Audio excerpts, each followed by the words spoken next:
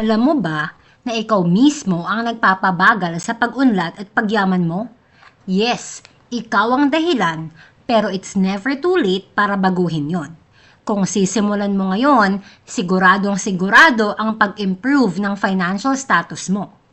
Nandito ang mga bagay na pumipigil sa pagyaman mo at ang mga dapat mong gawin ngayon para magsimula na ang pagganda ng buhay mo.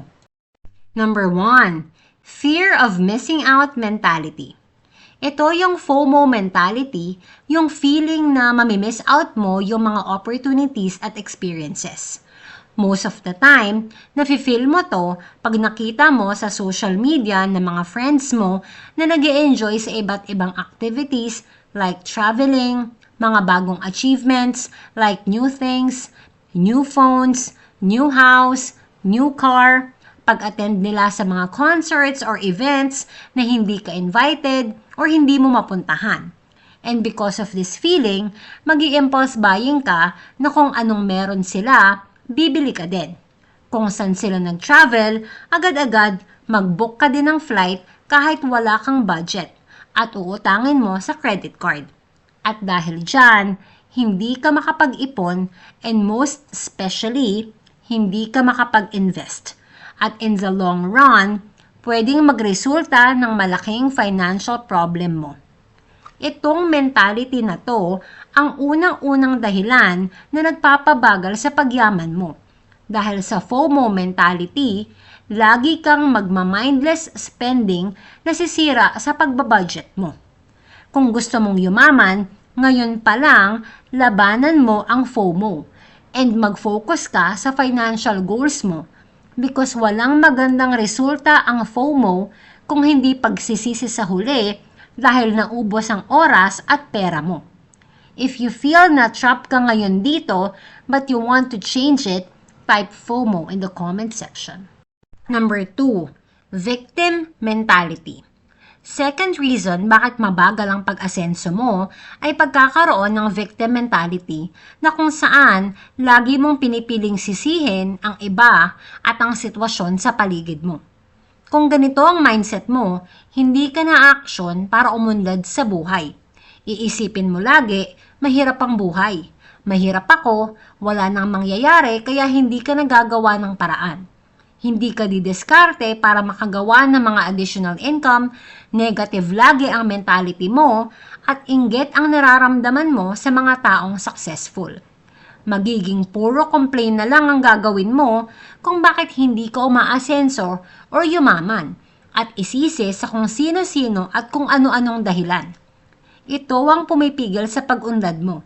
So ano dapat mong gawin? Accept your situation and find solutions. Stop blaming anyone or kung ano pang mang sitwasyon. So example, kung pinanganak kang mahirap, accept the fact kasi wala ka nang magagawa doon. At humanap ng solusyon para di manatiling mahirap.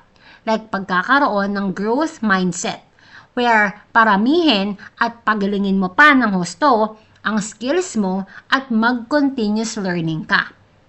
Gusto mong mag-work from home at maging VA pero hindi mo alam? Gawan mo ng paraan at aralin mo.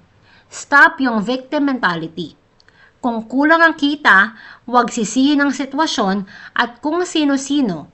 Instead, find a way na madagdagan ang kita mo through the help of other people. Mag-aral ka ng mga negosyo at trabahuhin mo ang pagyaman mo. It's never too late. Change your mindset today kung gusto mong mabago ang future mo. Number 3. Helping too many people but yourself. Third reason bakit ang bagal mong yumaman ay sobrang pagtulong sa iba. Ang operative word dito ay sobra. Hindi masamang tumulong sa iba. Pero ang sobrang pagtulong sa iba, to the point na umasa na lang sila sa'yo ay hindi na tama. Sa ganitong action mo na you are helping too many people, too much, but you're not helping yourself, in fact, you are hurting yourself. Pag sobra-sobra ang tulong mo, to the point na hindi na nagsumikap ang mga nasa paligid mo dahil nakasandal na sa'yo, ay sure way para hindi ka yumaman at lalong maghirap. Dahil imbes na iipunin at i-invest mo ang sobrang pera mo, ay itutulong mo ng sobra sa iba. Yung sobrang pera mo, imbes na ilagay mo sa MP2 or sa pangarap mong mga negosyo kagaya ng apartment or online business, ay napupunta sa mga taong sobra mong tinutulungan na malamang meron namang capability na kumita ng pera para sa kanila. Pero dahil alam nilang andyan ka, hindi sila masyadong mag-e-exert ng effort dahil pwede ka nila lagi asahan. Imbes na pausad ang takbo ng buhay mo, maaaring maging paurong na dahil sa dami ng excess baggage na dinadala mo. Again, hindi ko sinasabi na huwag kang tumulong. Ilugar mo lang ang tulong mo. Before you help other people, tulungan mo muna ang sarili mo magkaroon ng mas magandang buhay at maging financially secure. Kung decided ka na to change this, to focus more on yourself at goals mo, type myself in the comment section. Number 4, lagi kang may nakakahiya mindset. Fourth reason bakit mabagal ang pagyaman mo dahil meron ka laging nakakahiya mindset. Yung hindi na magta-try kasi nakakahiya na ma-reject. Nakakahiyang magtanong kay boss kung paano mapopromote, kaya hindi makuha yung promotion na may kasamang pagtaas ng sweldo. Ayaw simula ng matagal ng gustong negosyo kasi nakakahiyang i-advertise yung product ko. Nakakahiyang mag-live selling baka walang manood at mapahiya ako. Hindi masimulan ang pangarap na maging content creator kasi baka walang mag-subscribe at kung ano-ano pang nakakahiya mindset. Walang taong mayaman ngayon ang hindi nag-fail. E ano ngayon kung na-reject ka? At least natuto ka, mas tatapang ka. Bakit ka mahihiyang magbenta kung yan ang tutupad sa pangarap mong umasenso at chance na mas gumanda ang buhay mo? Remember the saying, "He who is not brave enough will accomplish nothing in life." Labanan mo ang hiya mo at huwag mong pansinin ang sasabihin ng ibang tao. I tell you, stop being shy kasi in reality, they don't care about you. So why should you care sa sasabihin nila? Mag-focus ka sa financial goals mo at unti-unti mong aksyonan para ma-achieve mo ang pag-unlad sa buhay at eventually pagyaman. Number 5, you are too safe. Natatakot kang mag-risk. Fifth reason bakit ang bagal ng pagyaman mo dahil you are too safe at hindi ka nag-risk. Alam mo ba na not taking a risk is actually a risk? Yes, pag nag-invest ka, may risk. Pero pag hindi ka nag-invest, you're putting your money at risk too. Dahil kakainin lang yan ng inflation. Di ba merong mga taong imbes na i-invest yung pera ay tinatago yung pera sa cabinet at kinakain lang ng anay or nabasa at hindi nila napakinabangan? It's normal to be scared. Okay lang na matakot ka, pero gawin mo pa din.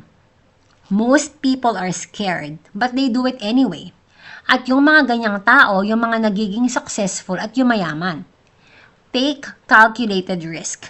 Yung risk na pinag-isipan at pinaghandaan mo para kung ano man ang maging resulta ng gagawin mong investment, ready ka harapin at hindi masyadong malaki or mabigat ang impact.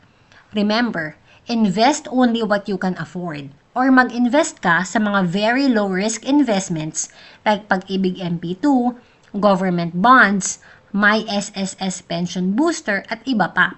But never play it too safe and take the risk para umunlad ka at yumaman in the future.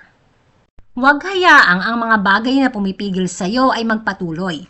Kumilos na ngayon at simulan ng mga pagbabago sa iyong buhay. Huwag kalimutang i-share ang iyong mga natutunan sa iba upang sama-sama tayong umangat at maging matagumpay. Kaya mo yan. Panahon na para magsimula ang pagbilis ng yaman mo. That's it for today mga kabos, mga kamama. I hope day by day natutulungan ko kayo to be more intentional with your money para in the future together we can all build generational wealth para sa pamilya natin. Good luck!